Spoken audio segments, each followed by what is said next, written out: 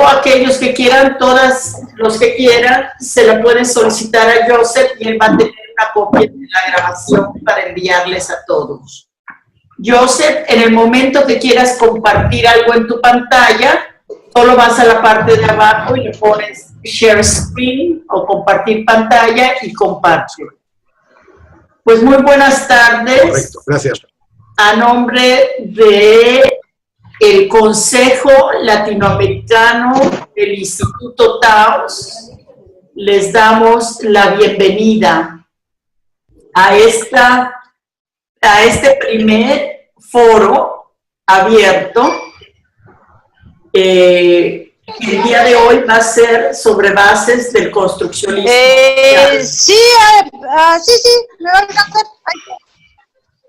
Les voy a pedir a todos los compañeras y compañeros que estamos participando, pueden apagar su micrófono, que es un icono que se encuentra en la parte inferior izquierda de su pantalla para no tener interferencia de sonidos.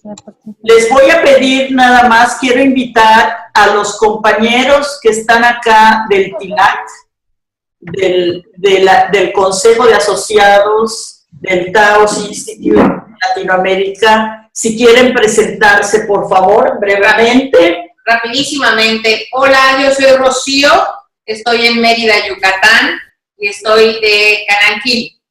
Soy de Cananquil, soy la directora general de Cananquil. Nurit, si abres tu micrófono y si te quieres presentar. Hola, soy Nurit, vivo en México, estoy aquí, pertenezco también a TILAC y no sé qué más decir, un beso grande. Ok, ¿quién más anda por ahí? ¿Karen? ¿No? Si abres Hola. tu... Sí, adelante. ¿Qué tal? Mi nombre es Karen, saludo a todos desde Buenos Aires, Argentina, y formo parte del Consejo TILAC. Muy bien, creo que somos las gentes que estamos ahorita aquí del TILAC, bueno, con excepción de Joseph, que ahora le voy a dar la palabra. Realmente, si alguien quiere conocer más del Taos Institute, de lo que hacemos como Consejo del Taos Institute para Latinoamérica, estamos a sus órdenes. Se le dice de buena forma. Y muy pronto les mandaremos un correo a todos los que se inscribieron a esta sesión. De nuevo les pido que apaguen sus micrófonos, inclusive yo voy a apagar el nuestro y vamos a dejar abierto solamente el micrófono de Joseph. No lo voy a presentar porque creo que Joseph tendrá una manera muy particular de presentarse a sí mismo. Así es que, Joseph, adelante. Buenas tardes, buenas noches. Buenos días, buenas tardes, buenas noches. Me has pillado porque no me he preparado ninguna autopresentación, pero bueno, eso también es una manera de presentarse, ¿no? Bueno, muy rápidamente, soy psicólogo social. Estoy conectado ahora mismo desde España, concretamente desde la ciudad de Valencia, y me muevo sobre todo entre las ciudades de Valencia y Barcelona. Y también por la ciudad global, por todo Internet. Hace ya bastantes años que vengo siguiendo las ideas del construccionismo social y desde hace unos meses pues tengo el gran honor de participar en el Consejo Latinoamericano del Taos Institute, que es la institución a nivel mundial que agrupa un poco a las personas que trabajamos un poco desde esta orientación, ¿no? Ahora mismo en todo el mundo somos unos 400 o un poco más de asociados. Y bueno, pues dentro de las tareas que nos autoasignamos en el Consejo Latinoamericano, pues una de ellas será hacer este tipo de difusión un poco sin intención de convencer a nadie, ¿no?, de las ideas construccionistas sociales, y por sorteo pues me ha tocado a mí iniciar estas actividades. Bien, cualquier duda, cualquier cosa que tengáis sobre mí podéis preguntarme lo que queráis. Por dinamizar un poco el tema, claro, con tanta gente, pues es un poco complicado, con tanta gente y con tan poco tiempo, pero hemos pensado que voy a hacer una breve presentación basada un poco en el guión que os envié. No sé si os habrá dado tiempo a verlo, es un breve guión, ¿no? Y si queréis, pues podéis ir haciendo preguntas o ir tomando nota, y a través del chat podéis, dejaremos, si os parece bien, un rato al final para que podáis hacer alguna pregunta, alguna duda, alguna sugerencia, lo que queráis, ¿no? Normalmente cuando hacemos estas actividades pues presenciales, a mí no me gusta dejarlo para el final, sino que invito a la gente a que participe en cualquier momento, ¿no? Bueno, pues podéis hacerlo también, pero quizá por guardar un poco de orden y aprovechar lo mejor posible el tiempo, pues si queréis las vais escribiendo en el chat cuando os parezca bien, ¿no? ¿Se me escucha bien? ¿Estáis bien todos y todas? Vale.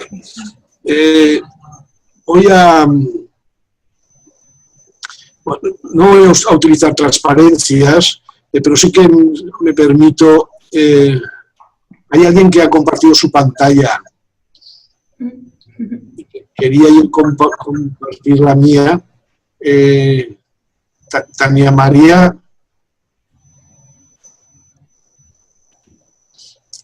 Tania María, ¿has compartido tu pantalla de Skype? No permite compartir. A ver.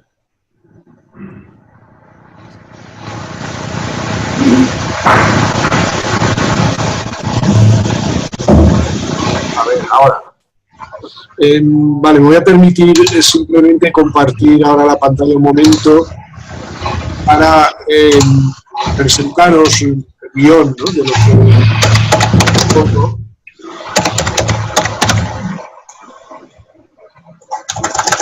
lo que tiene abierto el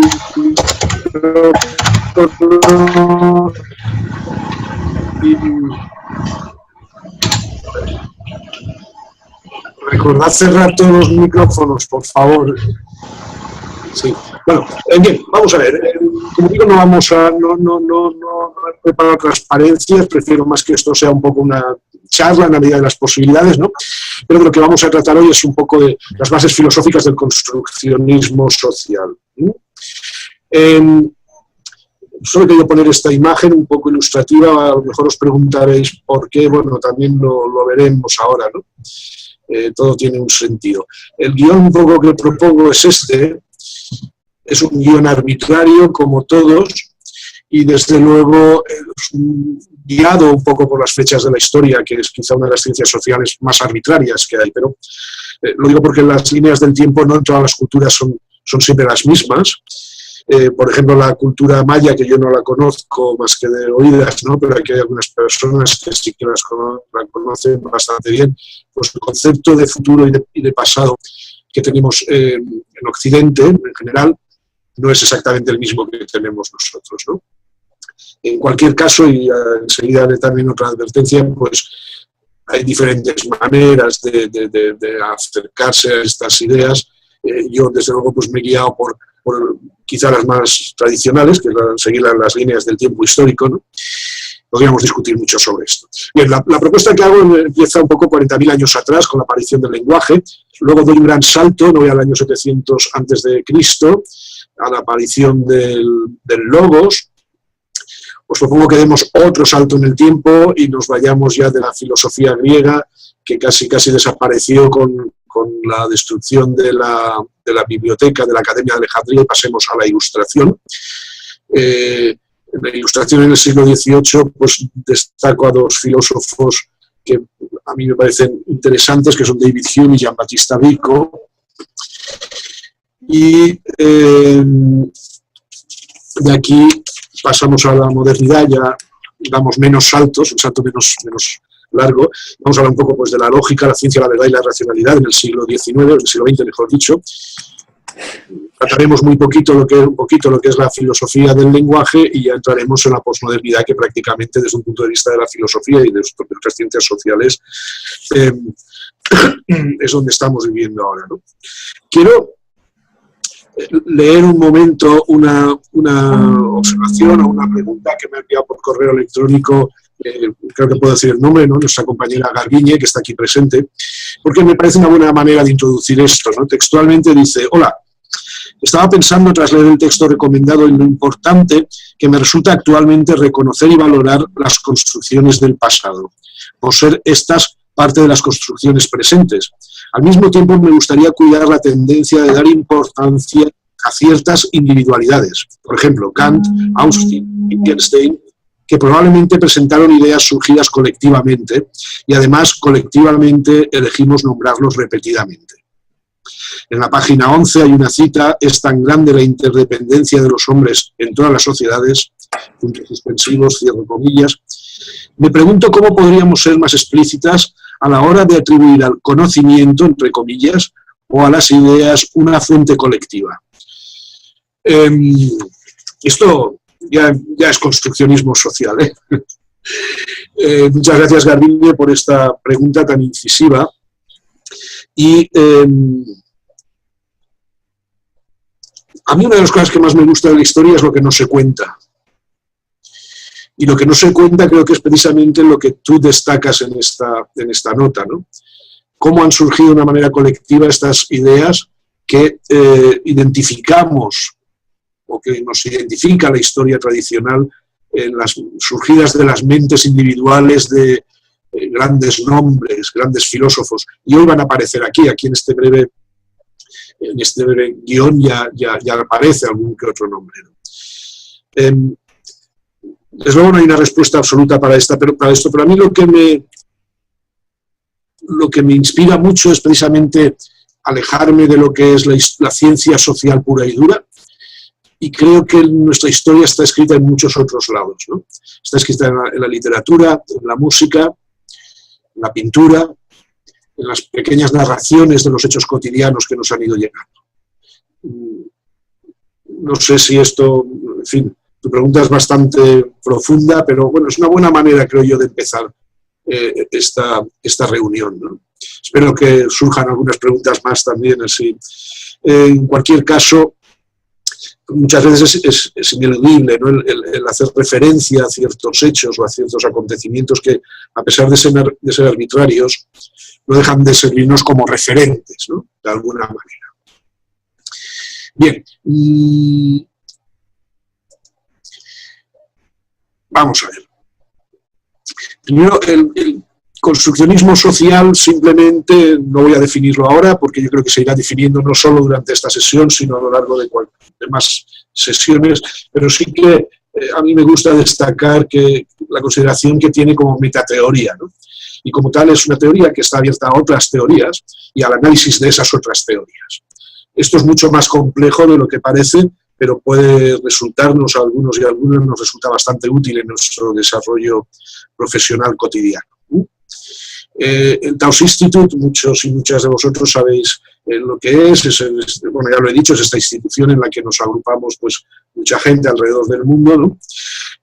Está presidido por Kenneth Gergen y formado por una serie de personas muy significativas como Arvin Anderson, Sheila McNamee, Diana Whitney, y lo fundaron hace unos 23 años en Estados Unidos y poco a poco ha ido expandiéndose. Como digo, desde hace dos años, un par de años o tres, se formó el Consejo Latinoamericano del Taos Institute, que es un órgano propio del Taos Institute, no tiene independencia jurídica, pero bueno, a iniciativa de una serie de personas, algunas de las cuales están aquí presentes, como Papusa, Rocío, Karen Tabernias, Adela García, pues se trató de impulsar un poquito estas ideas, ¿no? La difusión de estas ideas pues en el mundo hispanohablante y en el mundo latinoamericano, donde hay una gran emergencia de todas estas paraguas filosófico, metateórico. Antes de entrar, quiero decir que quiero empezar con las palabras que Kenneth Gergen inicia casi siempre, desde hace ya años, todas sus intervenciones, y es recordando que no hay nadie que sea dueño del construccionismo social, ¿no? Y si esto lo dice él, que quizá pudiera ser, si no el fundador, pues uno de los grandes inspiradores, pues que menos que recordarlo. No es una marca registrada, no son unas ideas dominantes, tampoco quiere decir que todo vale, pero bueno, esto ya sería una cuestión de matices, o lo podríamos ir viendo en próximas sesiones, pero me viene bien para decir que lo que yo diga hoy no necesariamente representa de una manera dominante, de una manera clarísima, las ideas del construccionismo social. Hay algunas ideas que están claras y otras ideas que pueden ser ideas mías, y desde luego tanto unas como las otras están totalmente sujetas a crítica y a discusión y a debate. Muy importante, si hay algún objetivo en esta charla, es que, por favor, que os llevéis a vuestras casas, a vuestros despachos, a vuestras clases, algo que os pueda resultar de utilidad. Vamos a hablar de filosofía, y la filosofía parece que es algo muy especulativo, ¿no? Parece que muchas veces pueda no servir para nada. Me preocuparía mucho si se quedara esta impresión. Aunque incluso dijerais, oye, qué interesante, ¿no? Pero si hay alguna idea que de verdad os pueda ser de utilidad en vuestro trabajo como psicoterapeutas, como profesores, como investigadoras o investigadores, como trabajadores sociales, ojalá, ¿no? Os invito un poco, ¿no? Que algunas de las ideas que vamos a tratar de una manera muy por encima, pero quizá alguna de estas ideas digáis, ostras, esto me puede servir, me puede motivar, ¿no? a reflexionarlo, a buscar literatura y tal, y puedo quizás aplicarlo en algún momento en mi trabajo. Y también, finalmente, quiero advertir antes de empezar de que estoy hablando desde un punto de vista necesariamente eurocéntrico. Voy a presentar un recorrido por la filosofía occidental, europea, griega. Yo no sé muy bien si es la más universal o no, ni me importa demasiado, pero he de ser honesto conmigo mismo. Es la que yo he mamado, es la que yo he aprendido y es a la que yo tengo acceso desde aquí. También tenía previsto proponéroslo al final, pero incluso en el escrito que os envié ayer ya os lo proponía. ¿Qué alternativas habría, ¿no? Desde otros mundos a una línea dominante como es la filosofía occidental? Desde otros mundos culturales, desde otras tradiciones, desde otras culturas ancestrales, ¿verdad? Y bueno, dejo un poco esa pregunta ahí en el aire, pero sí que he querido hacer esta justificación porque en ningún caso voy a defender que la filosofía oriental, europea, al final, eurocéntrica, sea mejor, tampoco peor seguramente, que ninguna otra, ¿no? Lo único que puedo en estos momentos decir es que yo puedo hablar desde esta filosofía, y si me pusiera a hablar desde un punto de vista, pues no sé, de la cultura maya o azteca, pues haría el más tremendo de los ridículos, ¿verdad? Y desde aquí espero no hacerlo mucho. Bien. ¿Qué pasa hace 40.000 años, ¿no? Aquí dice la ciencia que los seres humanos, y empezamos a diferenciarnos como Homo sapiens hace 200.000 años. A diferenciarnos del resto de mamíferos de dos patas, ¿no? Pero hay una fecha clave para mí, desde luego, insisto, arbitraria y artificial, porque no se puede decir exactamente hace 40.000 años, pero sí que parece que hay un acontecimiento de una importancia trascendental para nosotros y seguramente para el resto del mundo, ¿no? Y es la aparición del lenguaje. Y cuando hablo de lenguaje, hablo de todo tipo de lenguaje simbólico, no solo el lenguaje hablado o escrito. Aquí habría que hacer muchos matices desde el punto de vista de la lingüística, que si nos da tiempo lo tocaremos, y si no, pues en otra ocasión, no hay ningún problema. Hoy se trata de dar algunas pinceladas, si os parece bien. En mi opinión, el lenguaje ya no es que nos haga humanos, es que es la primera gran revolución, si no la mayor revolución tecnológica que ha habido a lo largo de la historia. ¿Cómo surgió el lenguaje? Nadie lo sabe. desde luego, cada especialista dirá una cosa, ¿no? Los biólogos dirán una cosa, los antropólogos dirán otra, los psicólogos podemos decir otra si queremos, los lingüistas otra, pero no hay, como en muchísimas otras cosas a lo largo de la historia, incluyendo la historia de la filosofía y de la psicología, no hay un motivo cierto, ¿no? Una verdad absoluta, pero lo que sí que parece bastante evidente es que hay un momento que puede ser largo, digo, está fechado en hace 40.000 años más o menos, en el que aparece el lenguaje. A partir de ese momento todo cambia de una manera brutal. Desde luego, en esos momentos coincide y probablemente tenga bastante que ver en que se dan los primeros asentamientos, es decir, los seres humanos dejan de ser cazadores y recolectores a ser agricultores y ganaderos, se empiezan a dar las primeras comunidades asentadas, como digo, dejamos de ser también nómadas, y aparece de una manera clara algo que parece mentira, que desde entonces, que apareciera entonces y que siga hoy en día en vigor, que es la colaboración y la cooperación. Yo digo que el construccionismo social tiene sus orígenes hace 40.000 años, por dos motivos fundamentales. Uno, por la aparición del lenguaje, y desde el construccionismo social damos tremenda importancia a los usos y costumbres del lenguaje y de la comunicación en general. Y dos, porque es la primera vez donde hay una cooperación y colaboración consciente entre los seres humanos. Y aunque parezca que no, desde entonces no hemos dejado de colaborar y de cooperar entre nosotros.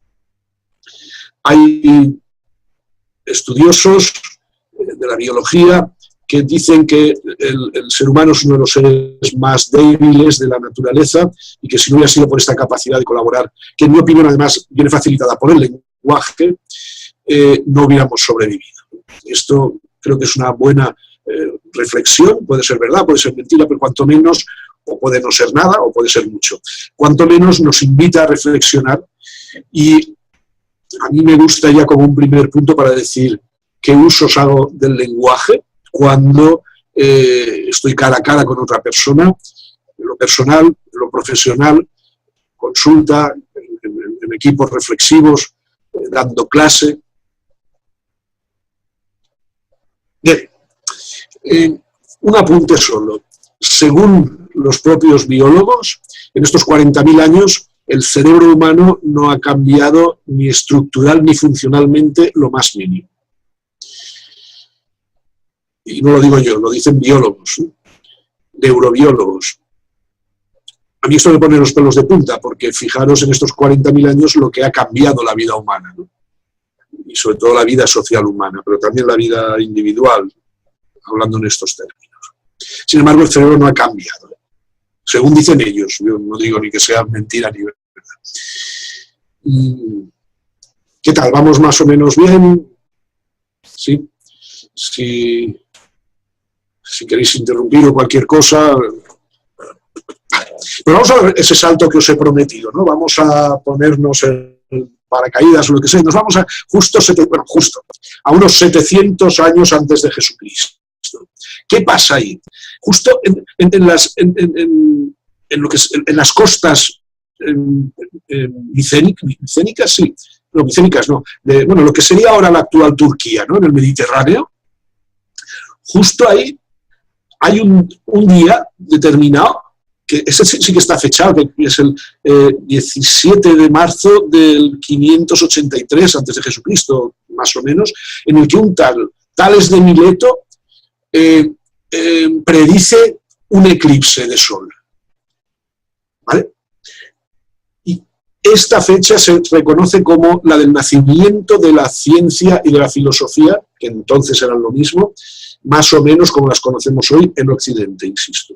Porque alguien es capaz, en base a cosas que aprendió este señor viajando por Egipto y viajando por Mesopotamia, es capaz de predecir algo de la naturaleza va a pasar. Hasta entonces esto era imposible. Nadie tenía el poder de predecir esto, solo los dioses. Y los héroes, en todo caso, los héroes griegos. Pero los héroes no tanto, porque eran más bien humanos, más que griegos, más que dioses, ¿no? Este es un momento muy importante de la historia de la humanidad y de la filosofía, porque es lo que marca el paso de la época mítica en la que todo tenía vida por los dioses, todo tenía vida y un motivo de ser y un origen y un fin, siempre en una vida más allá de lo humano, incluso más allá de la naturaleza, pasa a mirarse sin negar la existencia de los dioses o la trascendencia de lo humano y de lo natural, pasa a observarse todo en relación con los humanos, ¿no? El humano empieza a tener el poder de transformar la naturaleza, pero no solo de una manera tecnológica, sino explicativa. Hasta entonces había tecnología, sí. Claro, ya llevábamos bastantes años con tecnología, pero no se explicaba, no había un motivo, todo era el más allá, ¿no? Pensar, por ejemplo, en los egipcios, una cultura que me encanta y tremendamente tecnológica, ¿no? Donde todo estaba deificado. ¿Esto qué significa? Se empieza a buscar la causa de las cosas en las propias cosas. Y esto es el nacimiento de la ciencia, pero incluso más importante que el nacimiento de la ciencia, el nacimiento de la razón, el nacimiento del logos. Esto puede gustarnos o no, pero la trascendencia que ha tenido hasta nuestros días es para mí, yo creo que es grande, ¿no? A lo mejor no nos gusta y preferiríamos vivir en un mundo absolutamente mítico. No pasa nada. No estoy juzgando, en ningún caso. Bien, en Grecia, pues, durante esos años se genera una confusión que dura a ver,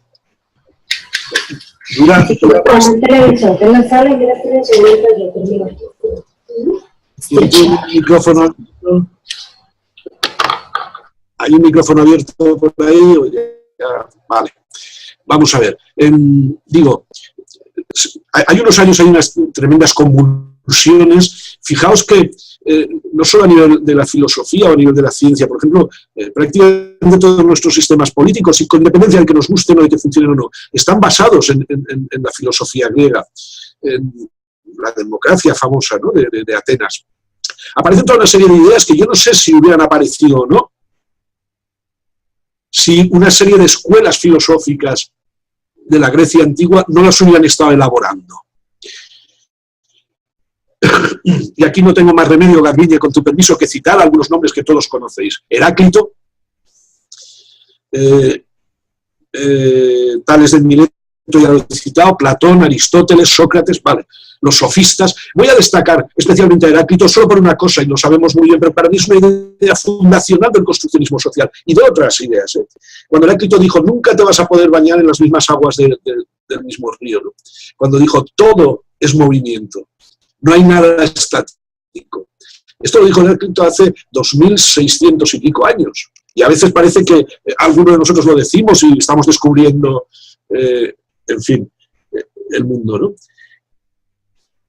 Y para mí es una idea también fundamental, y es una idea que os invito también a retomarla. Yo sé que esto ya lo sabíamos, ¿no?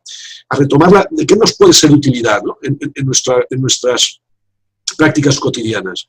Una persona que dice, estoy deprimida o soy depresivo, eres depresivo, siempre vas a ser depresivo, ¿no? Bien, este era un poco un paréntesis. Y los sofistas son unos señores muy puñeteros, porque además fueron los primeros que empezaron a cobrar por enseñar, algo que generó una gran revolución.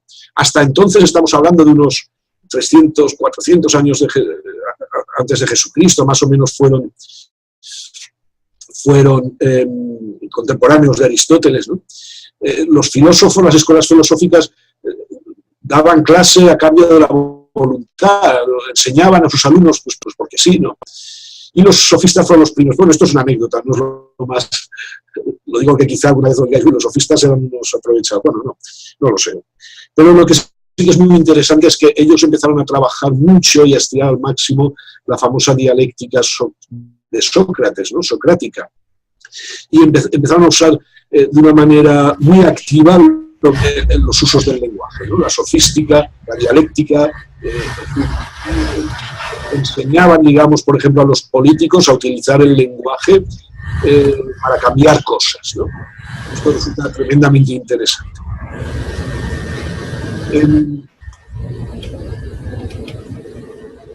Nos quedamos un poco con estas ideas que ya sé que no son, que están muy resumidas, están tremendamente resumidas, pero bien, de Platón, pues qué decir, el mundo de las ideas, ¿no? La famosa metáfora de la cueva, y de Aristóteles, pues fue el primer filósofo auténticamente, dijéramos así, materialista, ¿no? Porque fue el que de alguna manera avanzó algunas ideas que se retomarían después en la Ilustración, en el sentido de dejar las cosas de los dioses para los dioses y las de los humanos para los humanos. Y de hecho, pues fue filósofo, pero se interesó mucho por organizar la naturaleza, ¿no? Gran filósofo este señor Aristóteles. A mí me gusta mucho, lo recomiendo, hay algunas cosas muy interesantes. Pero bueno, ya hemos pasado la época griega, ¿no? 700, 800 años en 5 minutos. Pero bueno, tenemos que ir así. Otro salto en el tiempo, a principio, la época helénica continúa y continúan desarrollándose todas estas ideas y empiezan a haber avances científicos realmente impresionantes, y todo se va acumulando en una ciudad también de la costa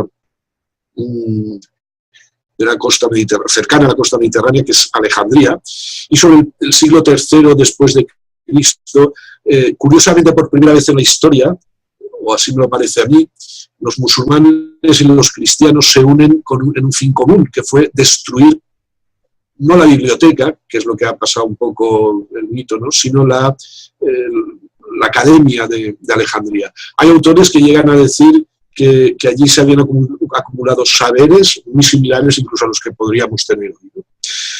No lo sé lo que había ahí, la verdad es que quedó muy poco, arrasaron con toda la tecnología, con toda la literatura que había allí, y prácticamente en esas fechas entramos en una época de más de 1000 años que se ha dado en llamar pues la Edad Media, ¿no? La Edad Media.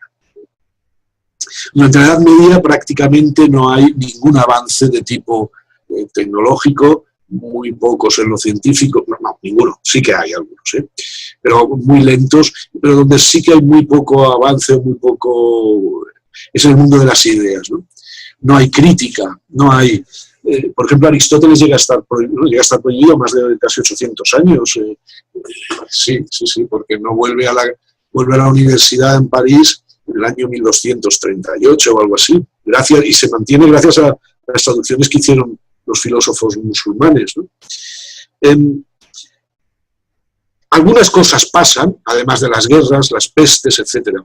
Para mí hay dos cosas tremendamente importantes que pasan durante la Edad Media. Digo que en el mundo de las ideas muy poco. Podemos rescatar, si queremos, algún filósofo místico como San Agustín, Agustín de Hipona o Tomás de Aquino, que es posterior, desde luego. Pero uno de los acontecimientos fundamentales, aunque ya es casi al inicio del Renacimiento, es la invención de la imprenta, ¿no? El saber empieza a salir de las academias y de las universidades y de las iglesias, de las catedrales, y empieza a difundirse, muy poco a poco, pero empieza, en fin, a difundirse entre el pueblo, ¿no? Y hay otro acontecimiento que nos afecta mucho a nosotros y nosotras, que es la invasión del continente americano. No podemos entrar en profundidad, por supuesto, en esto, y tampoco quiero que ahora nos pongamos tristes, pero fue una invasión de las oligarquías.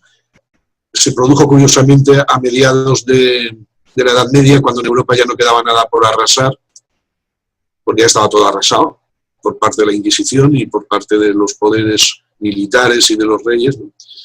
Y parece ser que necesitaban arrasar más sitios y bueno, pues se fueron para allá, ¿no?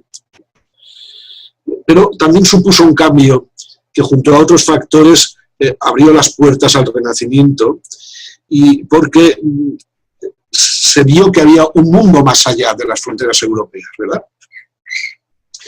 Porque claro, estos devastadores iban ahí, pero también volvían y traían cosas de vuestro mundo, ¿no?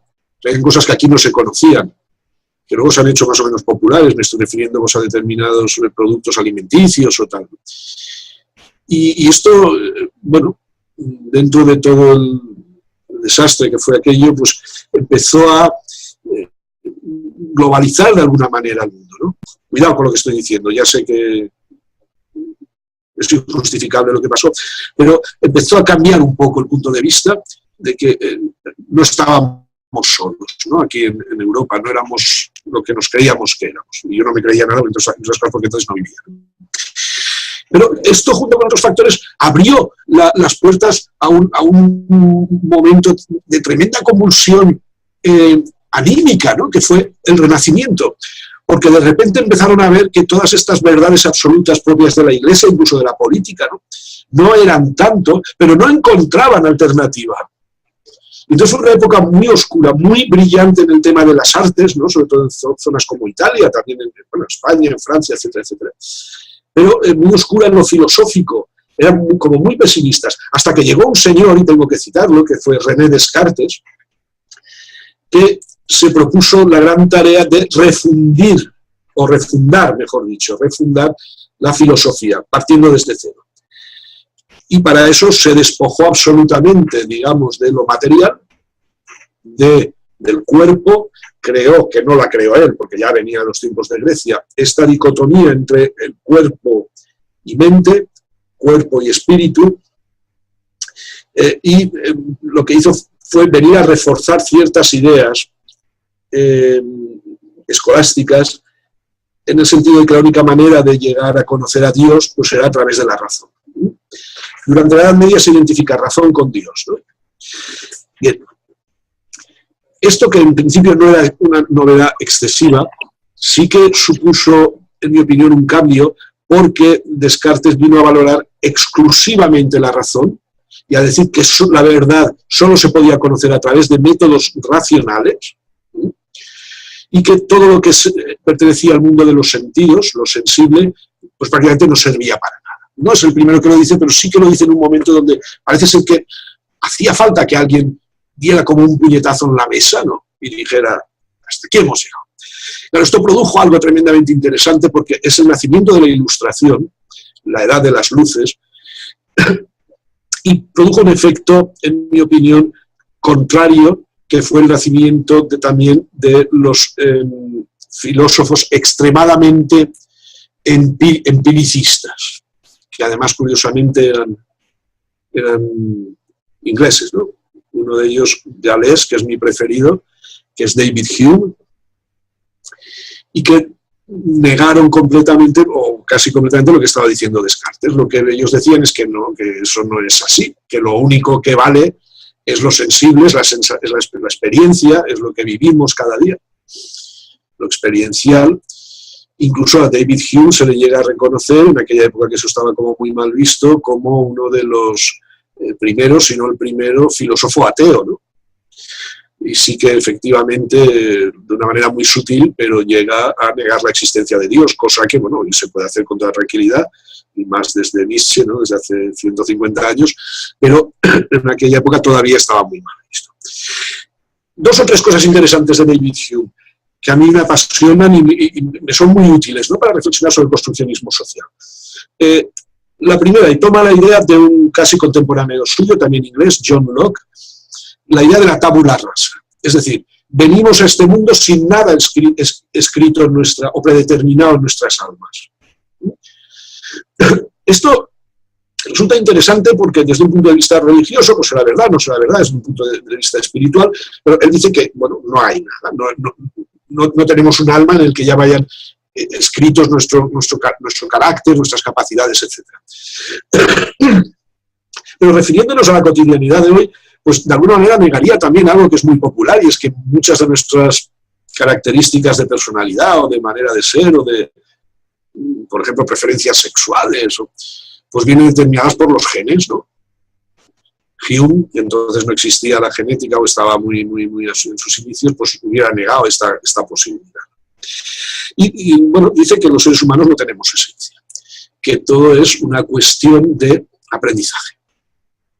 Él no lo llama aprendizaje en ese momento, sino que lo llama costumbre.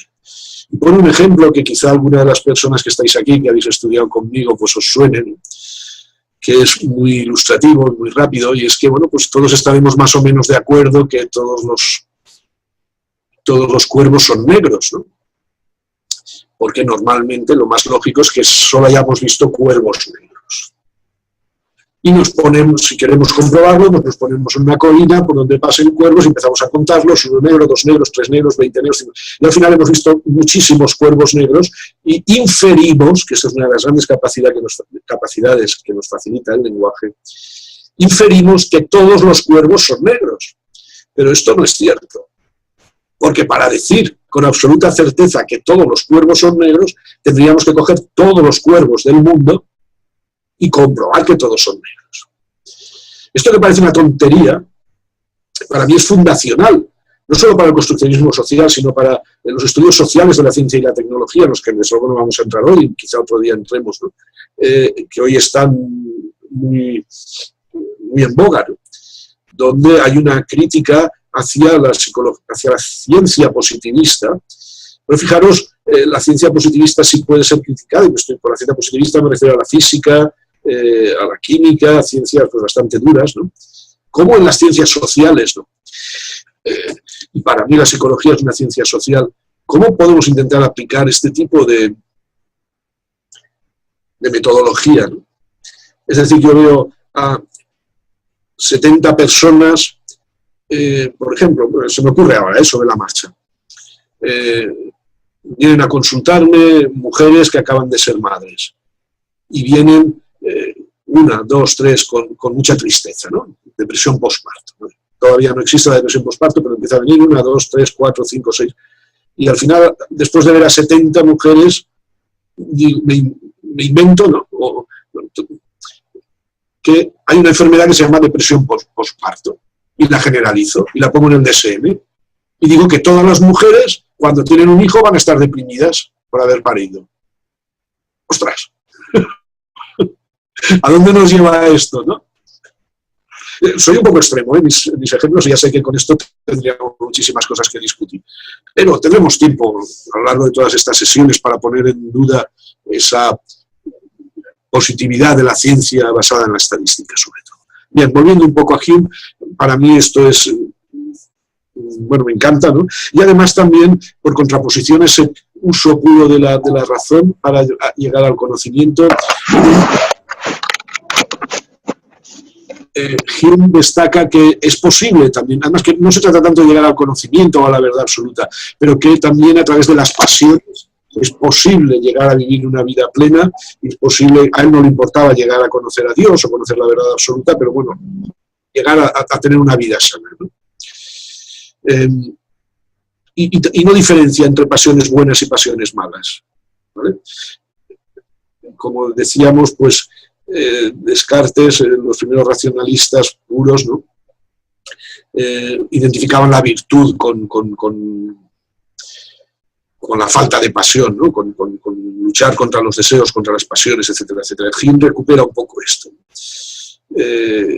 Y quiero también citar brevemente, porque además Hume lo veréis citado en algunos textos, pero a Vico casi siempre. Giambattista Vico es un contemporáneo de David Hume, que nace y muere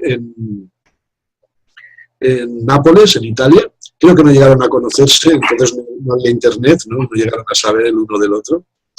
Es un hombre que está plenamente reconocido por las personas que han estudiado el construccionismo social y tal, como uno de los antecesores más duros, o más puros, o como queráis, porque es el primer filósofo que destaca la historicidad de todo lo humano. Es el primero que reconoce y da valor a que todo lo humano tiene una historia, viene de algún sitio. No sabemos a dónde va, pero tiene una historia.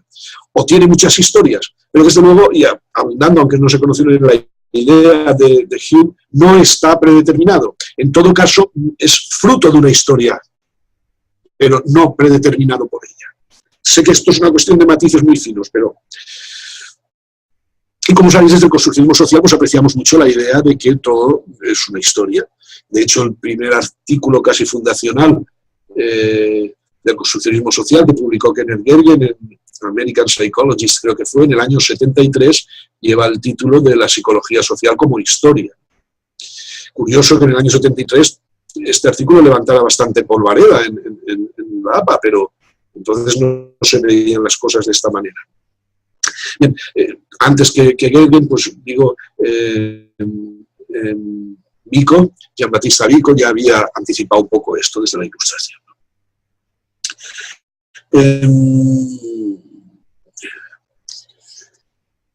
Tengo aquí un pequeño guión, pero bueno, voy pensando también en cómo distribuir los tiempos, porque me gustaría ya casi 10 minutitos más, y así si queréis pues alguna pregunta o abrimos un poco el debate.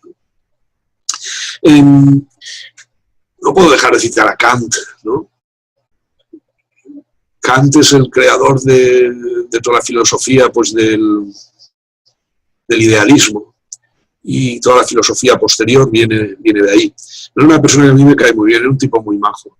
Y me cae muy bien, entre otras cosas, porque es uno de los primeros filósofos de la era más o menos contemporánea de la Ilustración, o casi el único, ¿no? Que era pobre, venía de una familia pobre. Y esto ya, cuando lo conocí, Kant, no en otra vida, sino en sus lecturas y en su biografía, pues ya me hizo que me cayera bien, porque todos los anteriores serían muy buenos y muy intelectuales, pero todos venían de familias ricas, lo cual tampoco pasa nada, supongo, pero bueno, era curioso, ¿no? Que el saber estuviera, estas mentes bueno, con tanto saber, estuviera bien. Kant es un tipo muy humilde y con una gran mente, ¿no? Y es un defensor de la Revolución Francesa, incluso de la Revolución en Estados Unidos, que dan lugar, como sabéis, a las primeras declaraciones de los derechos humanos. No vamos a ahondar mucho más ahí, pero estas declaraciones y esta filosofía de Kant dan pie un poco ya a la entrada a la modernidad, ¿no? El siglo XX prácticamente. En esa época pasan muchas cosas, entre otras nace la psicología como ciencia, nace la sociología como ciencia, la etnografía o la antropología empieza a ser un poquitín más postcolonial, ¿no? de lo colonial que era antes, ¿no? Hay que destacar que hay un momento interesante ahí, que es el momento del romanticismo, con una exaltación tremenda del individualismo, ¿no? De la individualidad del genio ¿no? Alemán, suena, ¿no? Poeta y tal, que por cierto los poetas me encantan, ¿no? Hölderlin, pero esta figura romántica, ¿no? Es quizá un anticipo, aunque mucho más poetizado, de la figura individualista contemporánea, ¿no? El self-made man y todas estas cosas. En ese entorno donde además empiezan a trabajar filósofos de la trascendencia de Friedrich Nietzsche, la trascendencia, pues, para el construccionismo social pueden ser inspiradores, porque Nietzsche de alguna manera se desenvuelve en el seno del llamado historicismo, junto con Dilthey y otros filósofos, ¿no? Que aportan diferentes teorías sobre la historicidad de los hechos humanos. Y aparece la Revolución Industrial, por esa época. La Revolución Industrial, que empieza en Inglaterra, más o menos, supone un cambio brutal de mentalidad. Hace su aparición cosas que antes no existían, por ejemplo, la adolescencia no existía hasta que no empieza a hacerse necesaria una compartibilización del trabajo. La familia, como la conocemos hoy, tampoco era exactamente como antes de la Revolución Industrial, y da lugar, además de la Revolución Industrial, a los primeros movimientos sociales, urbanos, etcétera, y por supuesto pues al comunismo, al marxismo primero, Marx, y el marxismo, el comunismo posteriormente, en fin. Y un poco en ese entorno hay un núcleo importante de filósofos y de pensadores, del llamado Círculo de Viena, donde pretenden de nuevo volver a refundar la filosofía, desde el punto de vista de la lógica, ¿no? Entre ellos destacamos pues, a Wittgenstein, el primer Wittgenstein, con el Tractatus Logicus Philosophicus, lo tengo por aquí, aquí está, Tractatus Logicus Philosophicus, exactamente, sí. Y se generan ideas súper interesantes, la lógica incluso la lógica matemática más dura, ¿no? Es una creación humana muy potente, muy interesante. Pero parece que tiene poca aplicación en la práctica.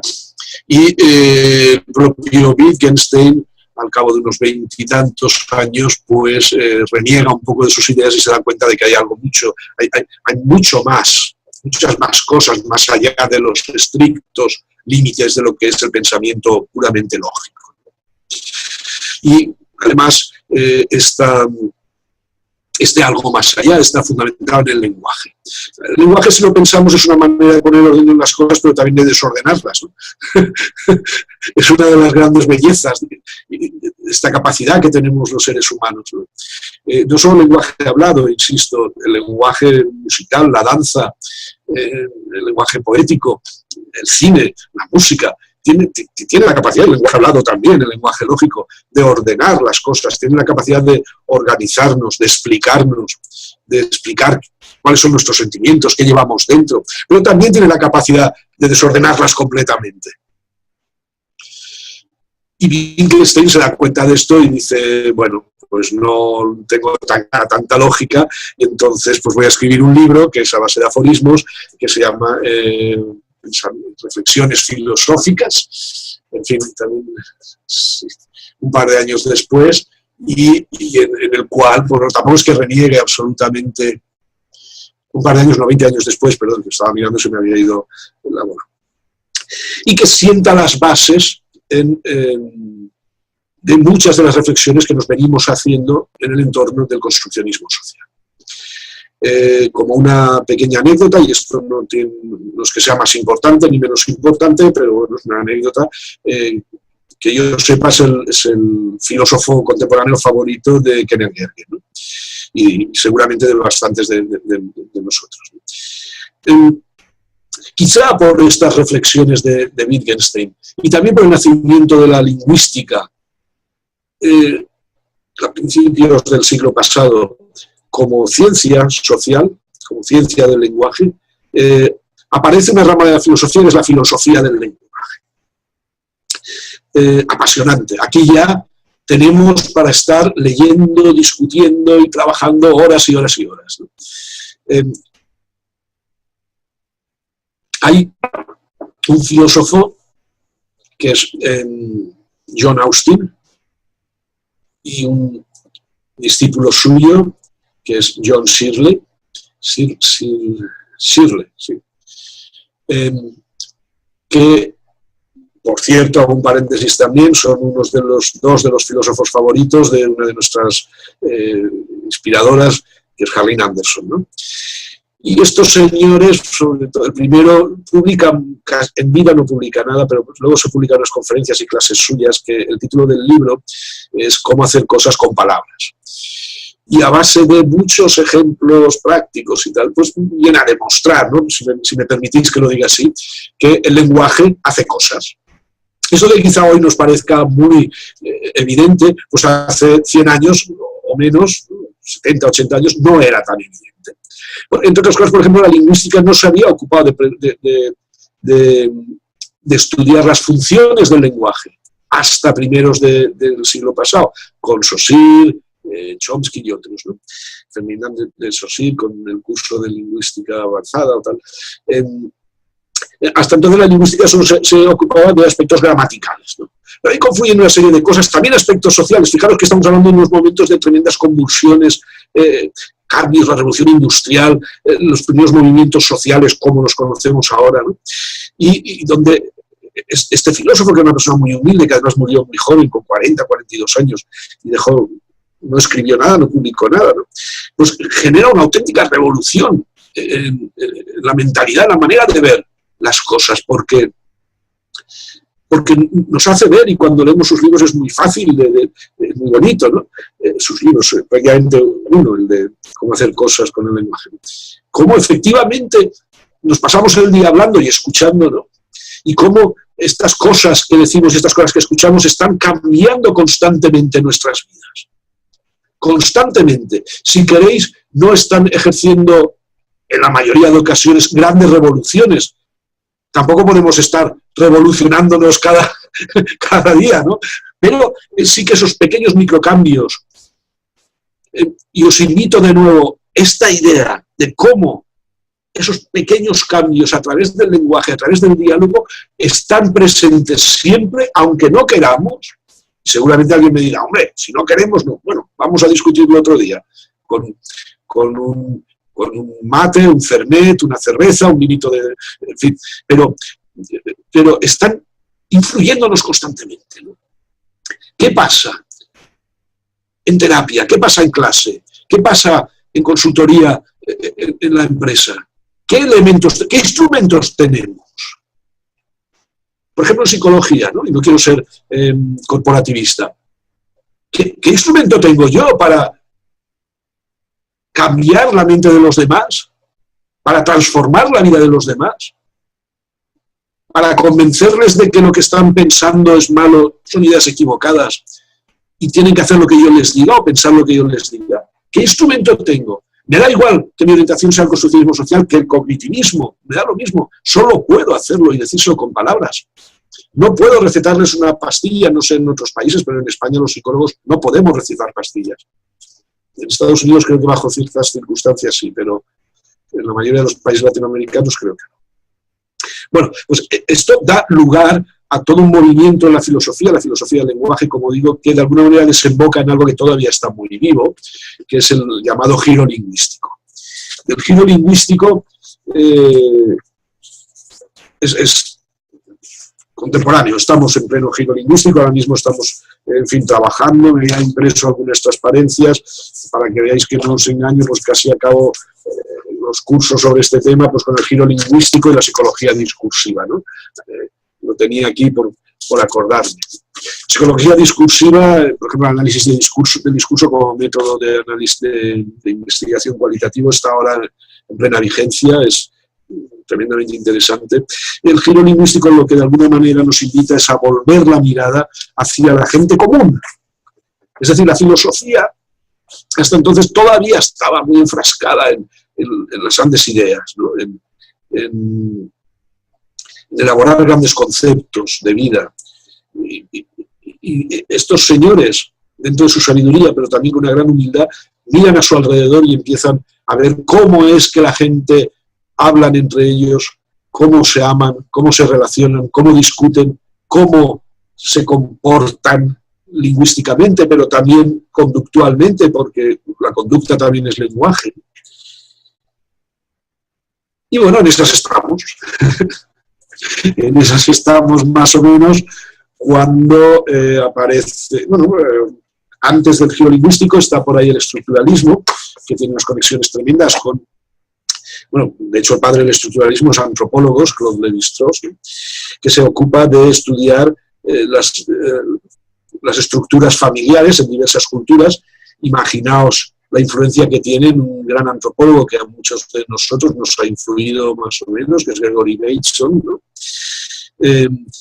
Y de repente salen unos señores franceses, me salto un poco lo que sería el existencialismo, ¿no? Unos señores franceses que a algunos todavía les parece que están un poco locos, que son pues, Foucault, Deleuze, Guattari, Derrida, bueno, Guattari es italiano, creo recordar, además es psicoanalista, pero bien. Y no me voy a enrollar, pero solo un apunte. Fijaros la importancia que puede tener. No he tratado de justificar esto, ni trataré de justificarlo, cada uno que piense lo que quiera, ¿no? La importancia que tiene la filosofía para la psicología y para otras ciencias sociales. Yo digo que la psicología es filosofía pura y dura, ¿no? Pero fijaros la importancia que tiene, que muchas y muchos de los que estáis aquí, y quien os suena muchísimo, Michel Foucault, ¿no? Michel Foucault era filósofo.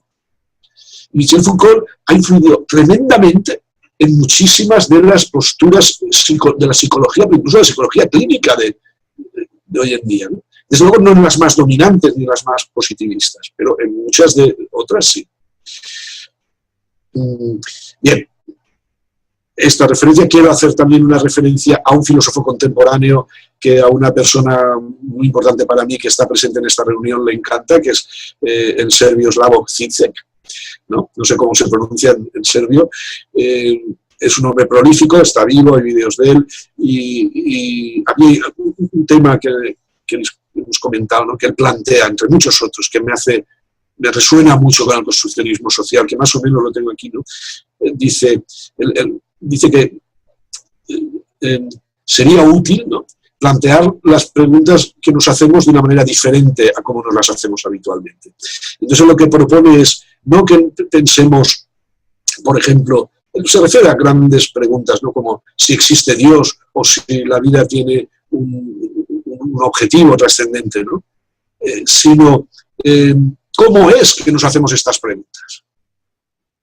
Lo realmente curioso no es que Dios exista o no, y lo dice textualmente, eso no importa para el filósofo, cuidado, para la persona creyente por supuesto que sí. Él dice, para el filósofo no importa que exista Dios o no, sino cómo es que hemos llegado a hacernos estas preguntas, que no son nuevas, por supuesto. Y os invito a bajar un poquito entonces de nuevo a nuestra práctica cotidiana. ¿Cómo es que esta persona que está tan triste llega a estar tan triste? Pero no por qué, sino cuál es el proceso por el que esta persona reconoce estar triste, o por el que esta organización reconoce que tiene problemas laborales o problemas de organización, ¿no? Por esta empresa, por ejemplo. Atención al proceso, pero no a un proceso causal en un sentido psicoanalítico, ¿no?, dijéramos, un proceso oculto, sino ¿desde dónde estoy haciendo esta pregunta? ¿Desde dónde está haciendo esta pregunta esta empresa, este estudiante, esta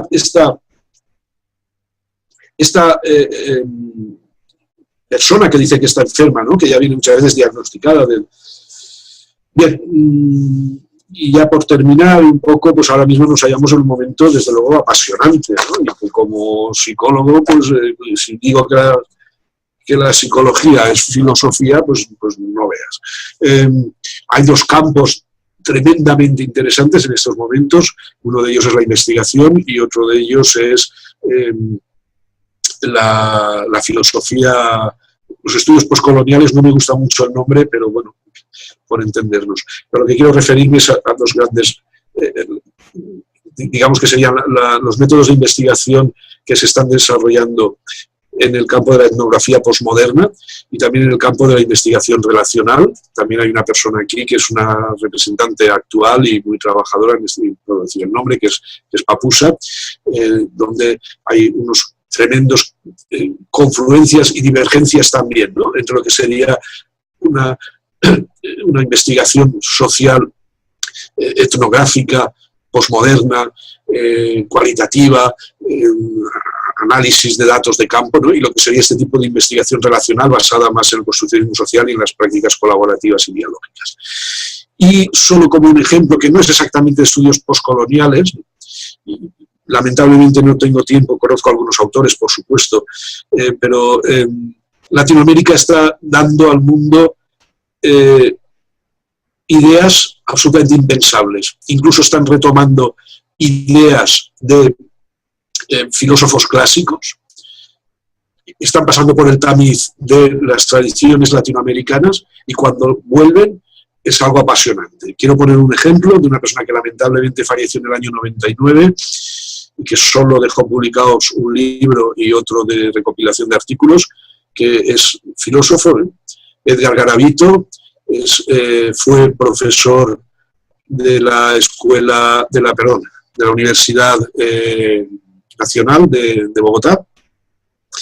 Yo no llegué a conocerlo, pero bueno, a través de una colega psicóloga social con la que estamos trabajando juntos, que es Rosita Suárez, pues ella sí que lo conoció, y destaca un concepto, ¿no? Garavito falleció muy joven, con 50 años, que es el de la transcursividad.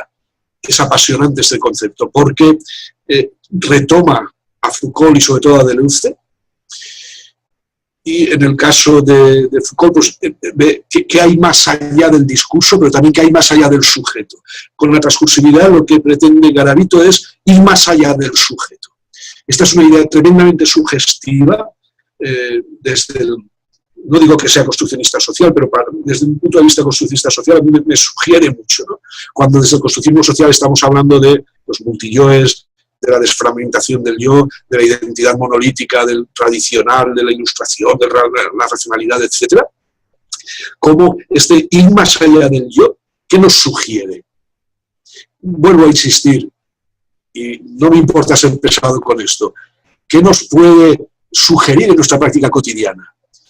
cuando hasta incluso nosotros mismos nos ponemos cara a otra persona y yo soy el que sabe, yo soy el experto, yo llevo tantos años estudiando, yo tengo tantísima experiencia y desde mi personalidad, desde mi fuerte identidad como terapeuta, como interventor social, como profesor, te voy a decir a ti lo que tienes que hacer en esta vida. Vale, pero desmontar eso es muy difícil, ¿eh? Cuidado. Decirlo es muy fácil, decir, voy a desmontar esto, eso es muy fácil, pero desmontarlo es muy difícil, hacerlo es muy difícil.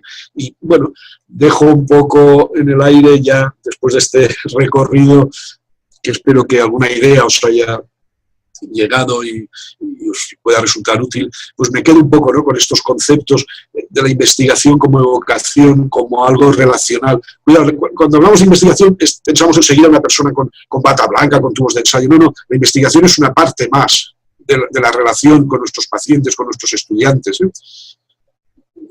No es algo propio de científicos con batas blancas y tal, ¿no? Pues este tipo de investigación relacional, evocativa, estas ideas que están surgiendo, que han surgido de algunos filósofos, por supuesto, si habláramos de psicólogos, tendríamos que, bueno, conozco muchísimos psicólogos vivos, ¿no?, que están trabajando muy bien para mi gusto. Y también pues, podríamos referirnos, pues, qué duda cabe, a Paulo Freire, a Martín Baró, a Maritza Montero, que vive venezolana, ¿no? Pero bueno, como hoy la idea era hablar casi exclusivamente de filosofía, pues dejo un poco por ahí sueltas estas cosas.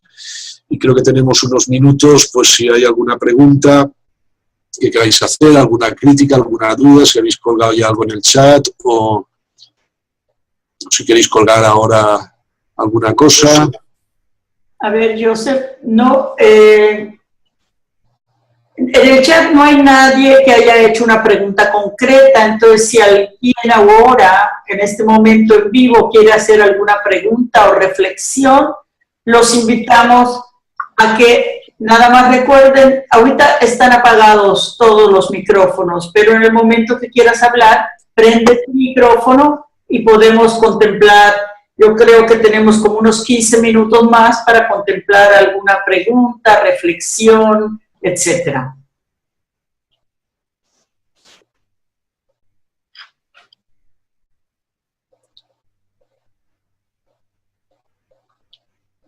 Por favor, si no vuelvo a contaros todo otra vez.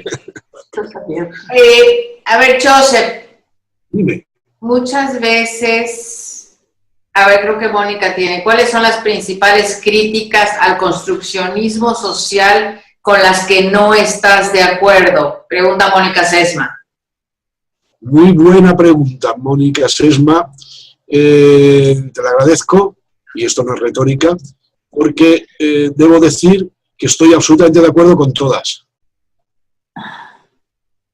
¿Podrías explicar un poquito más, Joseph, cómo es que estás, al mismo tiempo que finalmente has estado trabajando desde el construccionismo social, las críticas te parecen, o sea, que estás totalmente de acuerdo con todas, y cómo haces este match con estas dos posturas?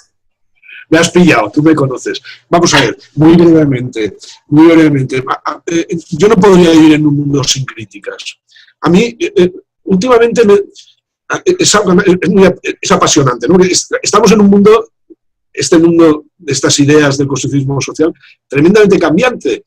Y entonces cada día recibes estímulos, por decirlo así, ¿no?, para cuestionarte tus propias ideas. Y me he dado cuenta de una cosa, en los últimos años. He aprendido más de mis enemigos que de mis amigos. Porque mis enemigos, en el sentido figurado, por eso pongo comillas, enemigos reales creo que tengo muy pocos. Pero, porque, claro, cuando alguien me critica, estoy hablando de mí, de mis posturas, de mis ideas, y sobre todo cuanto más ácida y menos fundamentada es la crítica, sin llegar a lo personal. Cuando se llega a personalizar, entonces yo me retiro inmediatamente, ¿eh?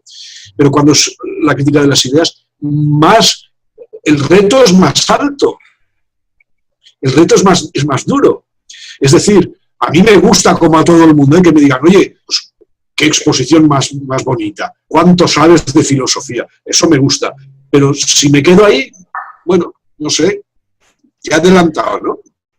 Claro, que vengan y me digan, eres una mierda, pues a lo mejor me duele, ¿no? Pero que me digan, no estoy de acuerdo con esta cosa y tal, y eso que has dicho no me gusta. Eso para mí es un reto. Y yo creo que esto tiene que ver, ya sé que la respuesta, Mónica, porque somos amigos, me he permitido dártela así de una manera muy tajante, ¿no? Pero creo que tiene que ver también con una actitud propia del construccionismo social, ¿no? Lo cual no quiere decir que a veces algunas ideas, por ejemplo, yo creo que el tema del relativismo todavía no está resuelto, ¿verdad? Hoy no nos da tiempo, pero una de las acusaciones que se hace al relativismo, al construccionismo social, es que peca de relativista. Bien. Yo, sinceramente, me gusta también esta reflexión, porque el relativismo, entre otras cosas, es lo contrario al absolutismo. Y si he de elegir entre absolutismo y relativismo, me quedo con el relativismo. Pero entonces ahí nos transformamos en binarios otra vez. Es correcto. O relativista o... Totalmente de acuerdo. Pero cuando... Sí, esta es una salida, ¿no? Esta es una salida. Pero cuando cuando acusan de relativismo, la respuesta, que a mí sí que me puede saber un poco mal, no doler, es decir, relativista ¿en qué? ¿En qué punto? ¿Ante qué problema social? ¿Ante qué hecho? Porque a lo mejor yo puedo ser relativista ante un determinado hecho político, pero ante la violencia machista no soy relativista. Y el construccionismo social presta mucha atención, por ejemplo, a los significados. Y la violencia machista no es la misma en España que en México. No hace mucho una amiga mía que hablábamos de este tema decía, joder, es que llevamos ya 6 asesinatos por violencia machista en España en lo que llevamos de año. Y me decía, eso es lo que tenemos nosotros cada hora. Por eso, saliéndonos ya de dualismos, la única manera de salirnos de dualismos es irnos a lo concreto, es decir, ¿en qué? Porque yo digo, prefiero el relativismo que el absolutismo, pero ante la violencia machista soy absolutamente en contra de la violencia machista, ¿no? Como digo esto, puedo decir otras cosas. Pero vamos al caso concreto, vamos a ver de qué estamos hablando, desde dónde nos estamos posicionando.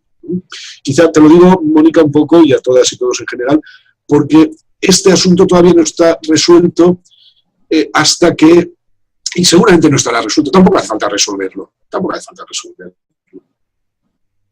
Yo creo que la manera de resolverlo es, vamos a dialogar sobre el tema, ¿no? Es decir, si me acusas de ser relativista, ¿en qué soy relativista? ¿Qué ideas del constructivismo social te dan la impresión de que son relativistas? Y bueno, vamos a debatirlas, vamos a dialogarlas con calma, con paciencia, con inteligencia, la que cada uno tengamos, ¿no? No sé si... Joseph, hay algo que quiero comentarte porque hay una pregunta que está haciendo César Vázquez, que dice, bueno, ¿cuál es la diferencia entre el construccionismo social y el marxismo? Semejanzas y diferencias entre uno y otro. Entonces creo que es algo que desde que estuvimos en Cuba hemos estado dialogando, pero bueno, creo que sería interesante como hablar acerca de esto, ¿no? Acuérdate que dentro de 15 minutos todavía tenemos para poder hacer las preguntas y respuestas. Gracias. Pues muy rápido, César. Magnífica pregunta. Bueno, como Rocío ha adelantado ahora mismo, hace 2 años aproximadamente, en un congreso intercontinental en La Habana, Cuba, pues en un día previo, Rocío y Papusa, junto con el Instituto de Estudios Sociales de La Habana, organizaron una jornada exclusivamente dedicada a hablar de esto, ¿no? Hablar de las relaciones entre marxismo y construccionismo social.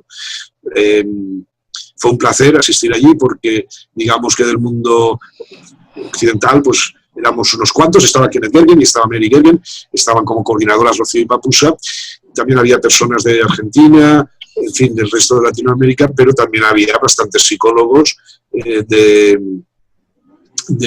Cuba, y muchos de ellos muy puristas, ¿no? Incluso una gran amiga nuestra, pues en una conversación previa por parecida a esta, pues llegó a decirme a mí, ¿no? Llegó a decirme, bueno, es que eso que vosotros llamáis construccionismo social, nosotros aquí lo llamábamos marxismo, ¿no? Lo llamamos psicología marxista, ¿no?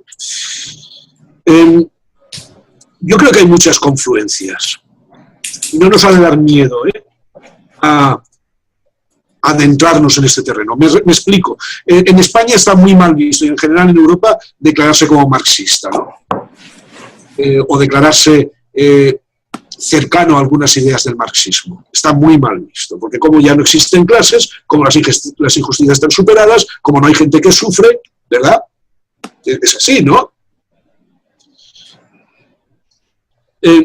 A mí no me da miedo reconocer que comulgo con muchas de las ideas de Marx y de posteriores, Gramsci, etcétera, ¿no? La escuela ¿cómo se llama?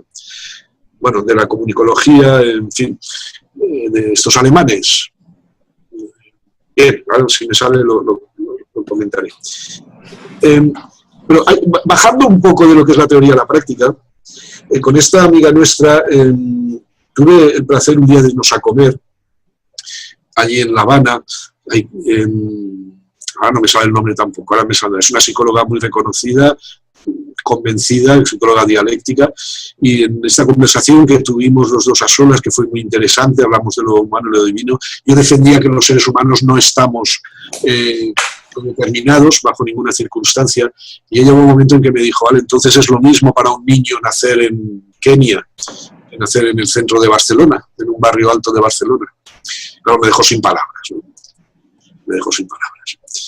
Y bueno, luego también tuve ocasión de estar comentando algo con el presidente de la Cátedra Libre, Martín Baró, de Bogotá, Edgar Barrero, que es claramente marxista, ¿no? Y bueno, teníamos nuestros matices, pero sí que había bastantes cosas que estábamos de acuerdo. Yo he de reconocer que provengo de una tradición marxista, capitalista, burguesa, pequeña burguesa, europea, eurocéntrica y también marxista. O sea, a otras personas que no hayan vivido una dictadura, pues a lo mejor no lo tienen tan claro, ¿no? Pero digo, y en cualquier caso hay bastantes fundamentos, ¿no? de Marx, el materialismo dialéctico y, bueno, y la propia concepción de Marx que esta amiga también puso sobre la palestra, ¿no? De que, bueno, en el contexto social en el que uno nace, vive y se desarrolla, sin ninguna duda influye sobre cuestiones que nos van a afectar mucho, ¿no? Cuestiones tan sencillas como la justicia social. Y no sé si esto es relativismo o es marxismo, pero me parece que está vivo y el debate está abierto, y hay muchas posibilidades, como con otras cosas. Gracias por esta pregunta. ¿Qué más cositas por ahí?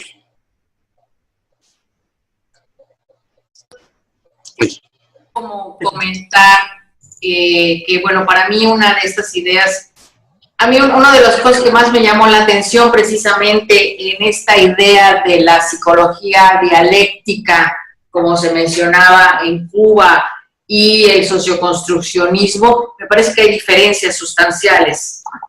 Y creo que las diferencias sustanciales tienen que ver en que una es vista desde el constructivismo y la otra es vista desde el socioconstruccionismo, cuando menos desde el planteamiento de la psicología dialógica. Y el socioconstruccionismo, bueno, pues está planteado precisamente desde ahí, desde su nombre. Entonces, para mí esa es una de las diferencias. Pero bueno, me voy a callar y a silenciar porque hay otras preguntas y bueno, prefiero que sean las otras personas quienes hagan. Prepáratelo para una próxima sesión, Rocío. Ok. Voy a leer las preguntas que están en el chat para que tal vez las agarres en conjunto y con eso cierres. ¿Te parece, Joseph? Muy bien, vamos allá. Sí. A ver, hay una pregunta de Mari González que dice, ¿cómo se podría afrontar a una sociedad que ha estado tan aferrada a un tipo de ideología que de alguno u otro modo no es concreta ni coherente? A esto me refiero al chavismo que hoy en día existe en Venezuela. Luego, Olga Elena Muñoz Ramos ¿qué semejanzas hay entre el construccionismo social y el humanismo?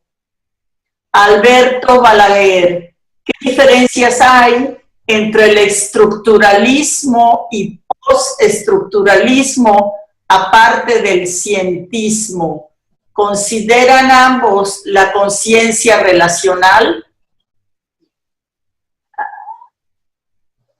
Olga Milena Muñoz, ¿el construccionismo social influye mucho en cuanto al post-conflicto en Colombia? Beatriz, ¿cómo se entiende la corporalidad desde el construccionismo social? Mónica, ¿qué piensas sobre el uso de metodologías cuantitativas y experimentales para obtener datos del mundo desde una perspectiva del construccionismo social? Me refiero específicamente a la teoría de las representaciones sociales estructuradas.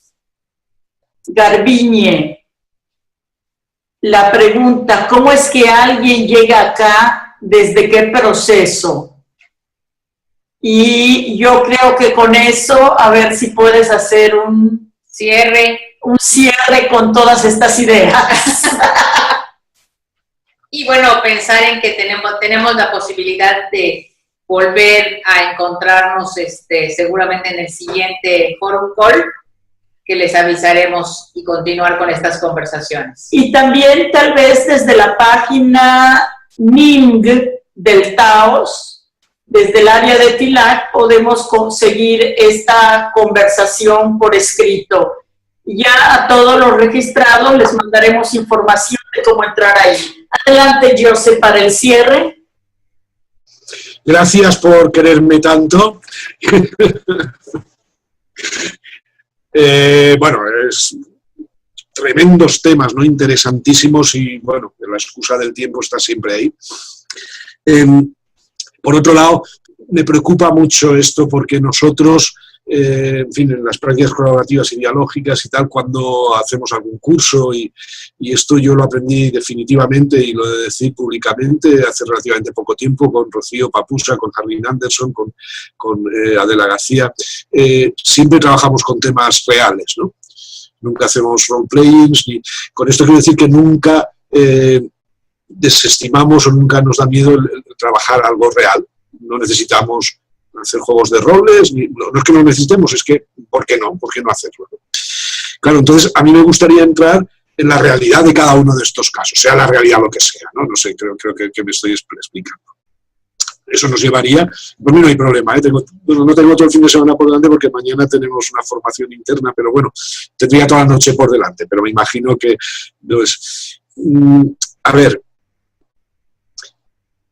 y desde luego estoy abierto, como ha invitado Papusa, que sigamos dialogando, y no solo yo, sino el resto de compañeras y compañeros en la plataforma NIG, que os envié también la dirección ayer o anteayer, y ahí podemos seguir, ¿no? Con foros y debates.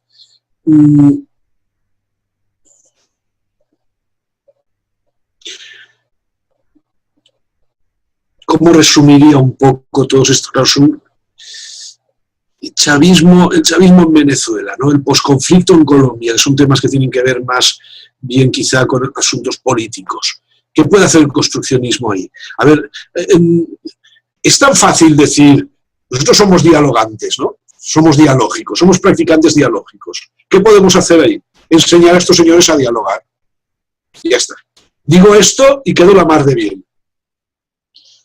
Pero no es tan fácil. Hay muchas historias de vida detrás de estos conflictos tan tremendos. Yo no conozco bien, aunque leo las noticias todos los días y a veces veo la televisión, las noticias solo, pues la situación de Venezuela, me llegan noticias de muchos tipos, ¿no? Pero algo me ha acercado al tema del conflicto armado en Colombia por diferentes motivos que no tengo tiempo ahora para explicar, pero bueno, llegué precisamente cuando estuvimos en La Habana y lo puedo decir, no hay ningún problema, tuvimos una reunión con las FARC, ¿no? Estaban en pleno proceso de diálogo y siguen, y a través de un colega pues pudimos reunirnos con ellos, unos cuantos psicólogos, y estuvimos, y bueno, la verdad es que mi cuerpo, y con esto también quizá introduzco el tema de la corporalidad, se revolvió bastante, ¿no? Pero fui incapaz de elaborar un juicio crítico. Quizá lo que acabo de decir es lo que me da una idea que puede ser muy global, pero en la cual pueden estar de alguna manera, no respondidas, pero sí abiertas puertas a seguir dialogando sobre todas estas cuestiones. Y es que todo tiene una historia. Y si he tenido un argumento durante mi exposición en la filosofía es ese. Todo tiene una historia. Y no hay que atender quizá tanto a la situación actual, quizás sí a la situación del futuro, pero ¿cómo se ha desarrollado todo este proceso? ¿Qué ha pasado? Y digo, nosotros como interventores sociales, por ejemplo, en estos casos de conflictos políticos, ¿por qué una persona pro-Chávez ve la vida de una manera y una persona anti-Chávez o anti-chavismo ve la vida de una manera tan opuesta, tan diferente, tan... ¿verdad? El posconflicto de Colombia, yo cuando empecé a leer, a ver vídeos, a que personas de primera mano me explicaran cosas que habían pasado, bueno, alucinas, ¿no? Es que no me retrotraía a los recuerdos de mis abuelos de la Guerra Civil Española, ¿no? Era peor casi, ¿no? ¿Por qué estas personas, seres humanos, que también sabemos cooperar y dialogar, podemos llegar a este tipo de cosas, ¿no? Y la respuesta del por qué, que a mí es una pregunta del por qué, no me acaba de gustar, pero está en la historia. Y es quizás reescribiendo la historia como podemos reescribir el futuro, ¿no? No contando mentiras, no mintiendo, no reinterpretándola a nuestro gusto porque sí, pero sí reescribiendo, intentando entenderla. A mí por eso me gusta tanto la historia. Yo vengo también del mundo de la política y del activismo social, claro que sí. No sé. Claro, ¿tiene algo que ver el constructivismo con el humanismo?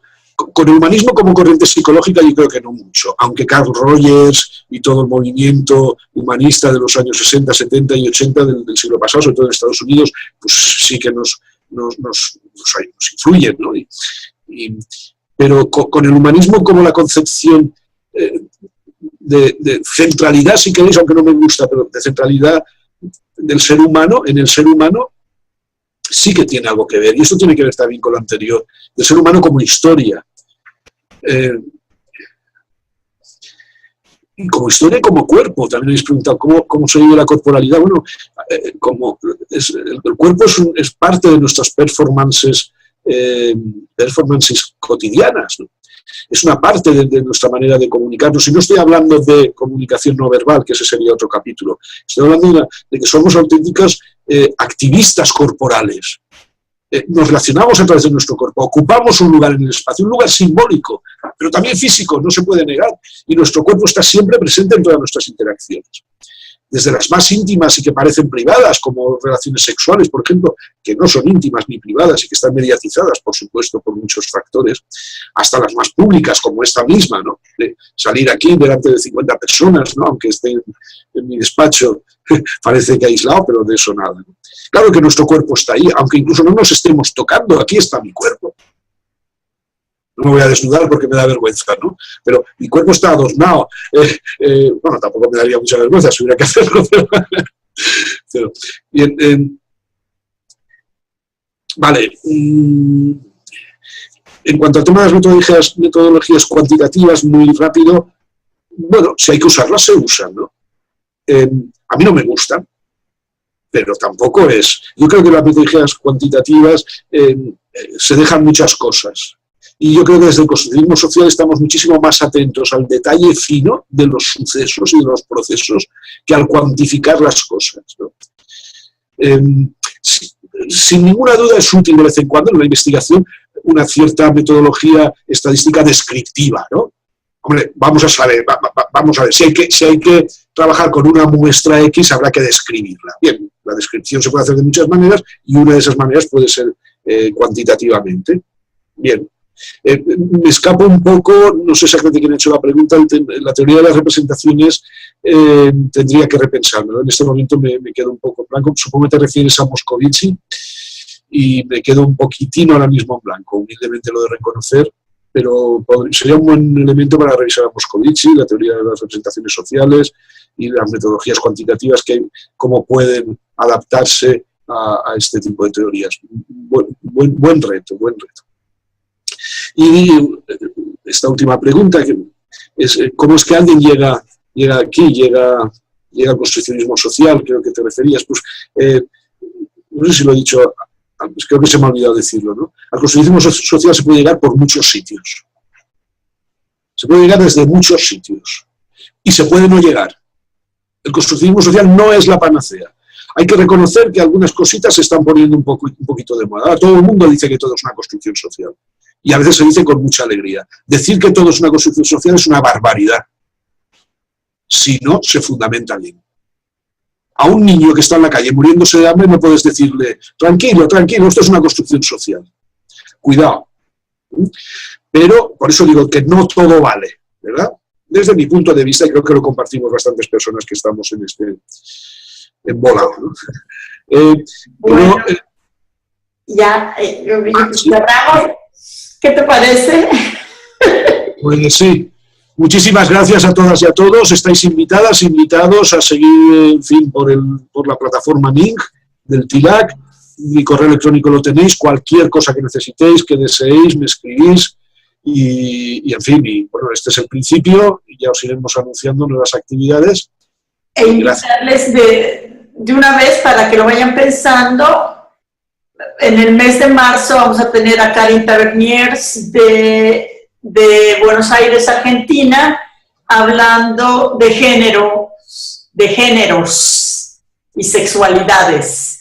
Así es que desde esta perspectiva del construccionismo social, muchísimas gracias a todas y todos, muchísimas gracias por su paciencia, por su presencia, por sus preguntas, y esperamos continuar en diálogo, y estos espacios siempre son espacios abiertos a los que todas y todos están invitados. Joseph, de nuevo, muchas gracias. He disfrutado cada vez que escucho, converso, platico contigo, reitero lo que pienso. No eres solamente un gran pensador, sino nos haces pensar, porque siempre planteas la cuestión, la duda, la crítica, la posibilidad de mirar las cosas desde un lugar diferente. Muchas gracias, lo volviste a hacer el día de hoy, cuando menos para mí, lo has vuelto a hacer, y un beso y nos despedimos. Muchísimas gracias, adiós. Gracias. Prendo todos los micrófonos para que alguien quiere, aunque sea un coro de voces, decir adiós. Gracias. Gracias. Gracias. Bye. Gracias.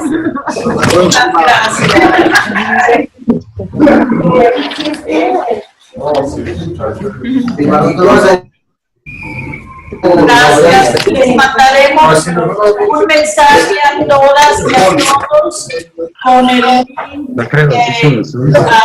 el enlace de la grabación. Joseph, estamos al habla. Muchísimas gracias. Adiós. El